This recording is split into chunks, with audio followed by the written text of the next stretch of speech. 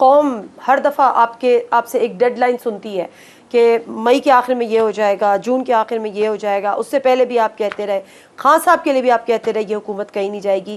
سر اب کیا کرنا ہے؟ ابھی کوئی اور ڈیڈ لائن دینی ہے یا فائنل ڈیڈ لائن دینی ہے؟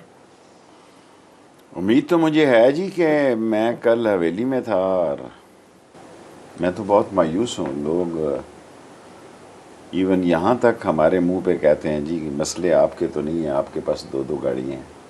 مسئلے تو ہمارے ہیں، ہمارے پاس کھانے کو نہیں ہے. اور ابھی تو بجلی کا بل نہیں آیا، گیس کا بل نہیں آیا. اور ایک نے تو یہ کہا کہ 8-10 دفعہ 8-8 دفعہ بجلی جاتی ہے تو یہ بھی بجلی کے بل میں فرق پڑے گا. سو میرا خیال ہے کہ جو کچھ بھی ہونا ہے ان 2 مہینوں میں 45 دنوں میں ہو جانا ہے. اس سے زیادہ حالات خراب نہیں ہو سکتے، کیونکہ اپوزیشن تو ساری ایک طرف ہے، گرینڈ لائنز کی وہ بات کر رہے ہیں. تو وہ اب پیچھے رہ کون گیا 11-13 پارٹیوں کے علاوہ؟ ایک عمران خان ہے، وہ الیکشن سے کم کسی بات پہ ڈیٹ پہ آنے کے لیے تیار نہیں ہے. اور اس کا ایک ہی مطالبہ ہے کہ الیکشن کرائے جائیں.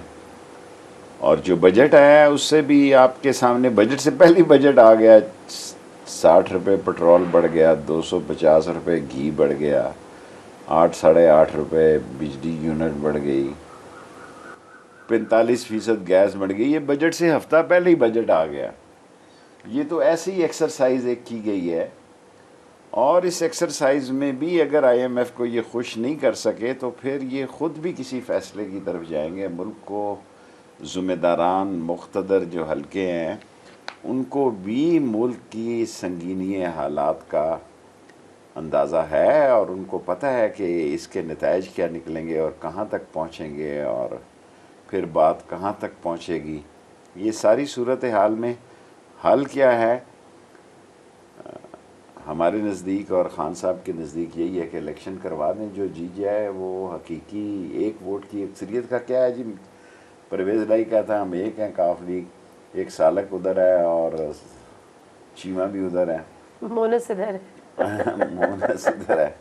اچھا سر، جب آپ مقتدر حلقوں کی بات کرتے ہیں تو اس وقت جو حالات ہیں لگتا یہی ہے کہ وہ کتنے ہی اپنے آپ کو نیوٹرل کہتے رہے، لیکن جو اس وقت ان کی ساکھ کو نقصان پہنچا ہے، اس میں کہنے میں ہمیں اب کوئی یار نہیں ہونا چاہیے، اس سے پہلے کبھی بھی نہیں پہنچا. جتنا بھی وہ کہہ لیں کہ جی ہم نیوٹرل ہیں، ہم اے پولیٹیکل ہیں، لیکن بہرحال اس وقت مقتدر حلقے کا آپ کہہ رہے ہیں کہ ان کو بھی پریشانی ہے، سنگینی ہے. مجھے سمجھ میں نہیں آتا کہ یہ جو سب کچھ ہوا، یہ جو رجیم چینج ہوئی، اور پھر خان صاحب کہتے ہیں کہ امریکن سازش تھی، مقتدر حلقوں کو اس امریکن سازش کا پتہ نہیں تھا، یا وہ ماننے کو تیار نہیں تھے، یا پھر ہم کہیں کہ وہ آن بورڈ تھے؟ میرے سامنے تو کسی آدمی نے اعتراض نہیں کیا، بلکہ ندیم رضا صاحب نے، جوائنٹ چیف آف سٹاف نے کئی سوال کیے معید سے. میں ایک میٹنگ میں شامل تھا نیشنل سیکیورٹی کونسل میں، اس میں تو کسی نے یہ نہیں کہا، بلکہ D G I S P R کو میں نے خود سنا، انہوں نے کہا کانسپریسی نہیں تھی، مداخلت تھی.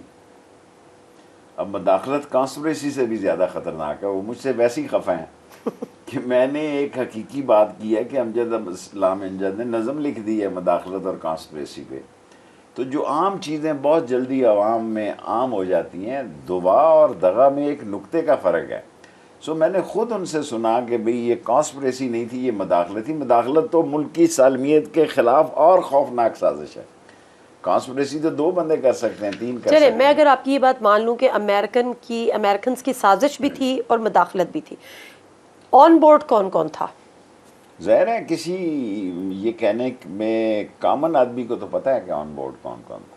میرے کہنے سے کیا آ گئی، ویسے ہی مجھ سے لیکن خفا ہے. شیخ صاحب کو کیا پتہ ہے کہ آن بورڈ کون کون تھا؟ نہیں، مجھے تو پتہ ہے کہ ویسے ہی نہیں ہوا. مجھے تو صرف ایم کیو ایم سے میرے ذاتی تعلقات ہیں.